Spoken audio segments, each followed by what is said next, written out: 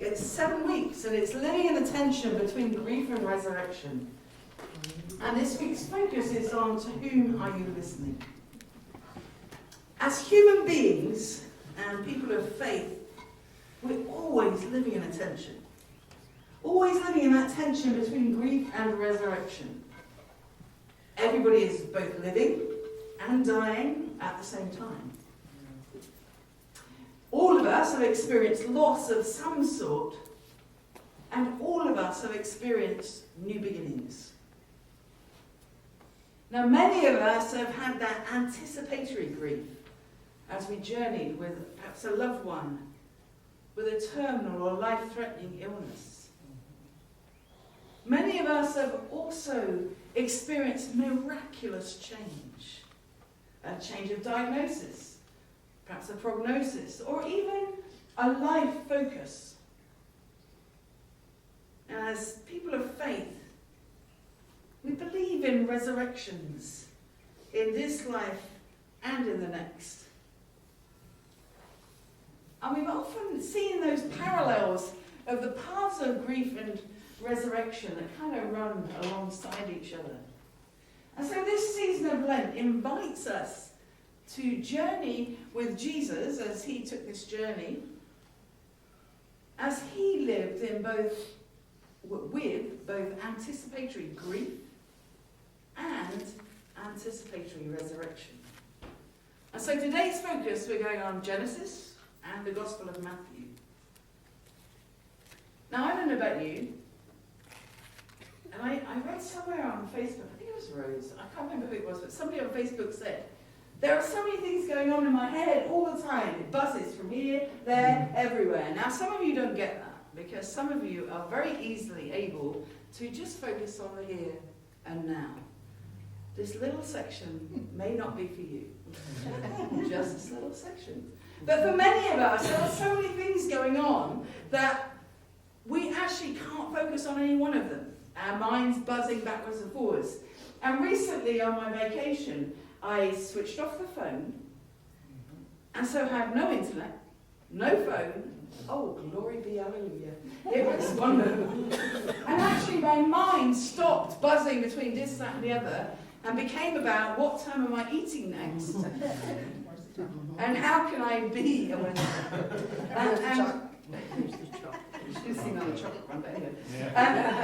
how can I be more present in my moment? And so when I went off to tour around the Dominican Republic, there was some beautiful scenery. And because my mind wasn't going here, there, and everywhere, I really, really enjoyed it. And I was present. Coming back, the phone's back on. And it's changed how I function. However, I am more aware of it. At first, reading this morning was from Genesis, and that gives us an example of who we are listening to. So when I listen to the emails, voices of news, or whatever it is, I get distracted instead of listening to the voice of God. And that first reading tells us about Adam and Eve. And I wonder what would have happened if Adam and Eve had listened to God instead of what if.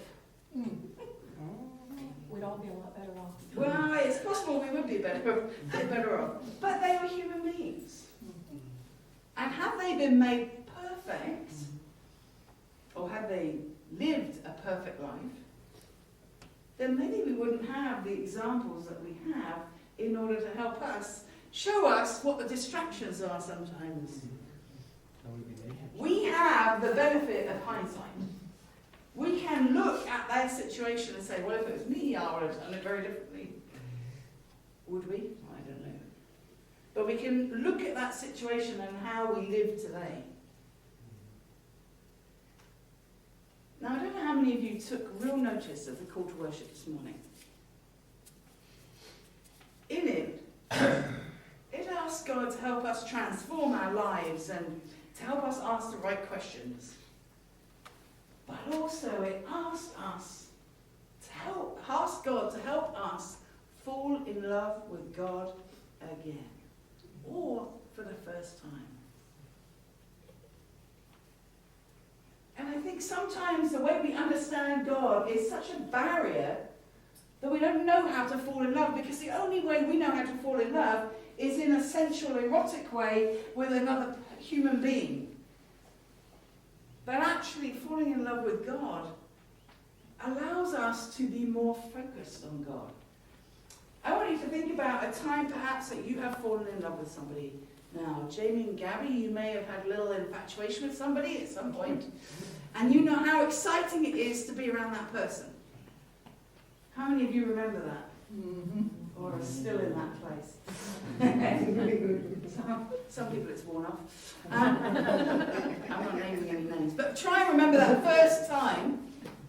What would you do for that person? You would do anything for them.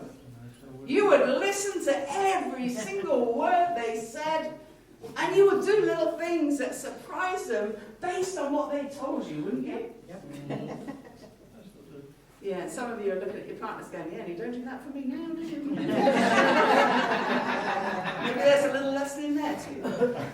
But if we fall in love with God over and over again, surely we would listen more to God.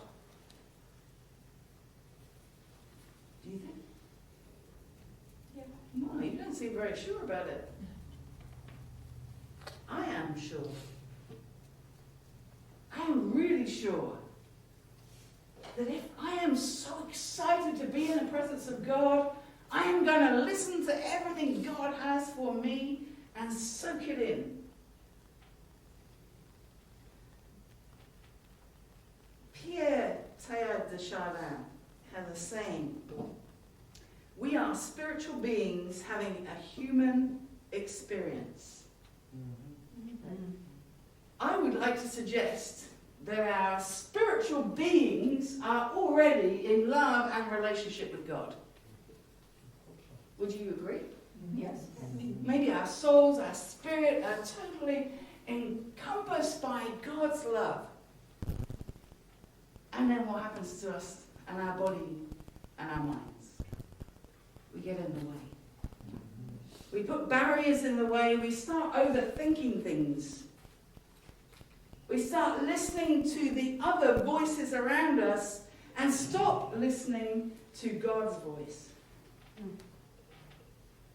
Our second reading was about Jesus and the temptations. How would it be if Jesus hadn't been fully present with God and said, you know what? Yeah, go on then, I'll change that into bread. Or I'll give you this whole kingdom, I'll jump off here. How would that have made a difference in our lives? Jesus' focus was on God, and what he said in that reading was, one does not live by bread alone, but by every word that comes from the mouth of God. So you imagine you are Satan, the devil, whatever you want to call it. You're like, resist me, come on, prove yourself. And Jesus says, one does not live by bread alone, but by every word that comes from the mouth of God. For me, that's a first century slapdown. No ifs and buts. Jesus just said, focus on God today, the present. If in his journey he had focused on the other things that were going on, that time would have been so very different. Jesus looked at the here and now and listened to God in the here and now. And I think sometimes we need a reminder how to listen to God. And I have some suggestions.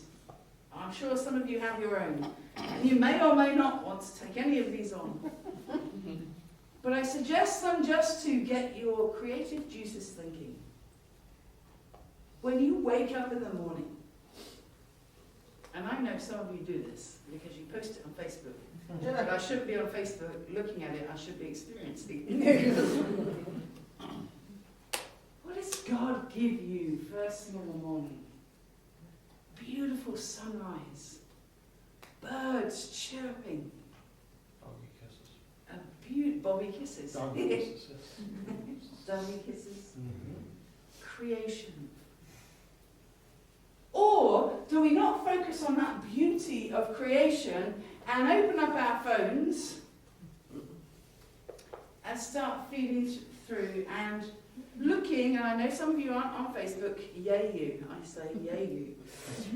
But some of us start looking through Facebook and try and get our joy from other people's posts. Yes? No? Oh, yeah. Oh. Or some of us do try and put a bit of joy out there for other people, so that when they look for joy, they can find it. But how different would it be to stop and listen to God in the creation, even if it's only for 5 minutes, rather than looking for something on Facebook that sure as heck probably is not God? Yeah. How about when your head is telling you that you're a bad person? You haven't done enough, you haven't pleased this person. Many of us have had that in our lives. Have you? You say something and you're like, oh my gosh, I wouldn't have said it, oh my gosh, that makes me so bad. Oh, that person's never going to think of me again. I don't know how many of you can ruminate for like 6 weeks on that.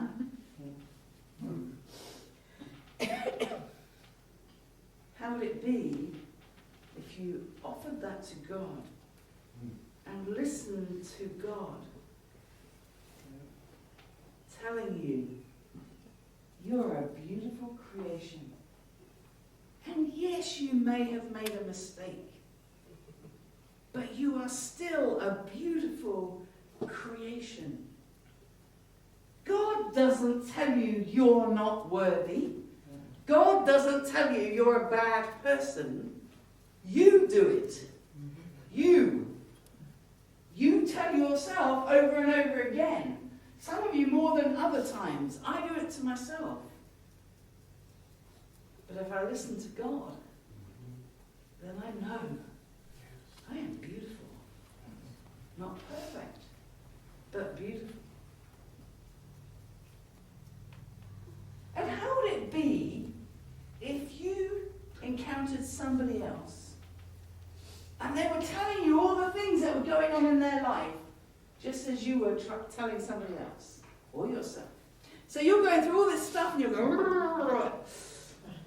how would it be if you were an outsider listening to that? What would you tell yourself? You would step back, I hope, and listen to God who is empowering you. And of course, we have prayer. Prayer is as different as you and I. But if we pray, then we can hopefully hear God. We can listen to God's guidance that centers us again.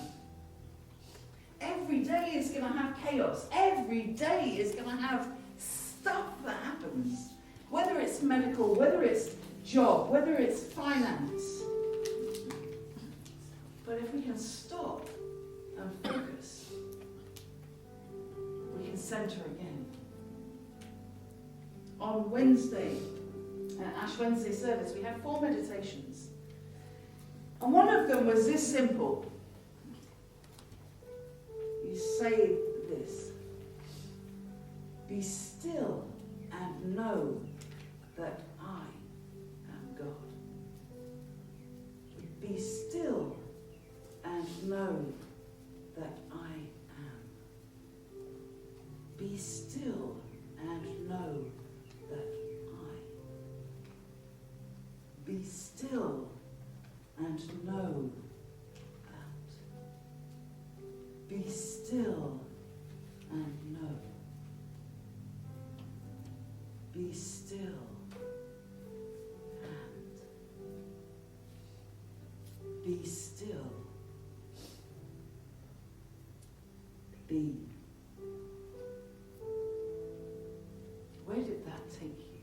that moment. That's how easy it is to change the way that we perceive this world. And that's how easy it is to center ourselves back on God. You speak in prayer and God listens. And then you get to listen and God speaks. So I pray as we take this journey together through Lent, as we grieve things in our lives, that we can look to those things God already has in store for us and listen.